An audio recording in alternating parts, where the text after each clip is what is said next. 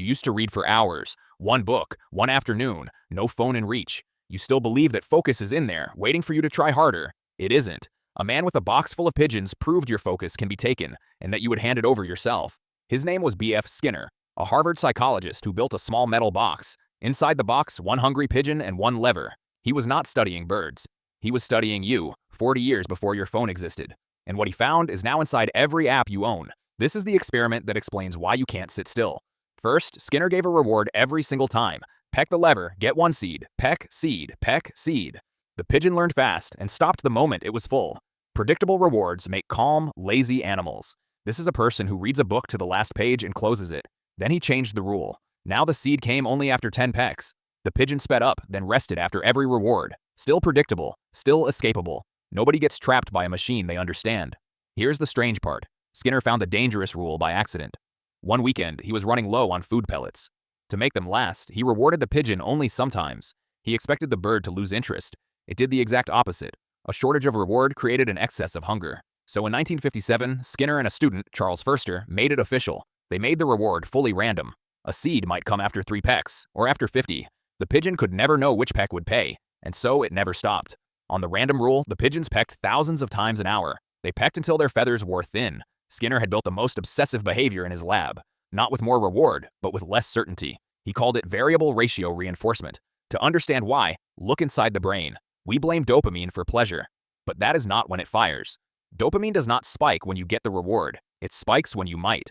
Uncertainty is the trigger, not the prize. In 1997, a scientist named Wolfram Schultz proved it with monkeys. He gave them a sip of juice and watched their dopamine neurons fire. At first, the neurons fired when the juice arrived, but once the monkey could predict it, the spike vanished. The dopamine jumped to the moment before, the maybe. And when a promised reward failed to come, the neurons went silent and low. Your brain does not reward the prize. It rewards the gamble. A predictable reward barely moves it.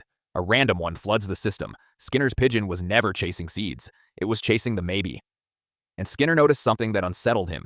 His pigeons behaved exactly like human gamblers. He wrote that the schedule was the same one used in gambling devices. The bird at the lever and the man at the slot machine were the same animal, both chasing a reward that would not come on time.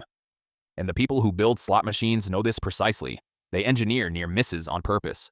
2 matching symbols, and the third stops just above the line. You did not win, but your brain lights up as if you almost did. They even let the machine celebrate a win that is really a loss. Lights, sound, coins, for less money than you put in. Almost is the most addictive word in the machine. Picture a slot machine on a casino floor. It pays on a random schedule, the exact rule from Skinner's box. The researcher Natasha Dow-Scholl spent years inside those casinos. She titled what she found Addiction by Design. There are no clocks, no windows. The chairs curve you toward the screen. Every machine is tuned for one thing, time on device. Players described a state they called the machine zone. Not winning, not even hoping, just pulling. The goal was never to make you win. It was to keep you seated. Now look at the machine in your hand. Pull down to refresh. Sometimes nothing, sometimes something. That gesture was designed like a lever, and it works like one. A like, a message, a video that finally hits. You never know when. Your feed is a lever, and you are the pigeon. Let's give the trick a name. This is the slot machine schedule. And it is not a conspiracy theory. It is a written playbook. Designers call it the variable reward, step 3 in a model built to hook you. This did not happen by accident. At Stanford, a lab taught engineers how to shape human behavior. One of its students went on to help build Instagram. The pull to refresh you flick every morning was designed by a single engineer. He now says he regrets it. The infinite scroll came from another designer who calls it a mistake. They took Skinner's box and fit it inside your pocket. A former Google designer said it plainly, your phone is a slot machine. And the average person now pulls that lever 96 times a day. Once every 10 minutes you are awake. Here's what everyone gets wrong about Skinner. People think training makes you predictable and obedient. The data said the opposite. The most unbreakable behavior came from the least predictable reward. Randomness was never a flaw in the machine. It was the hook.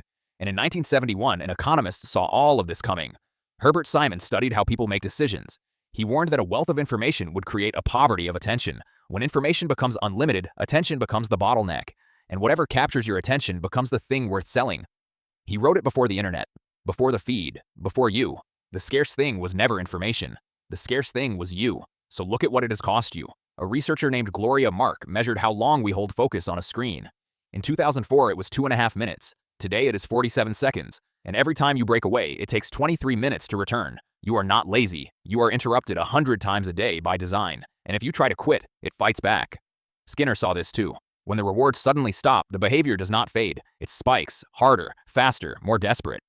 He called it the extinction burst. It is why the first hour without your phone feels unbearable. You are not weak. You are a pigeon pecking an empty lever, so stop blaming your willpower.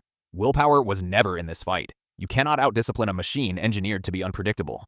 Every red badge, every refresh, every autoplay is a lever tuned by someone who read Skinner. Your broken focus is not a defect in you. It is the slot machine schedule working exactly as designed. The pigeon pecked because it never knew it was in a box. You finally do. The only question left is what you do with the next pull.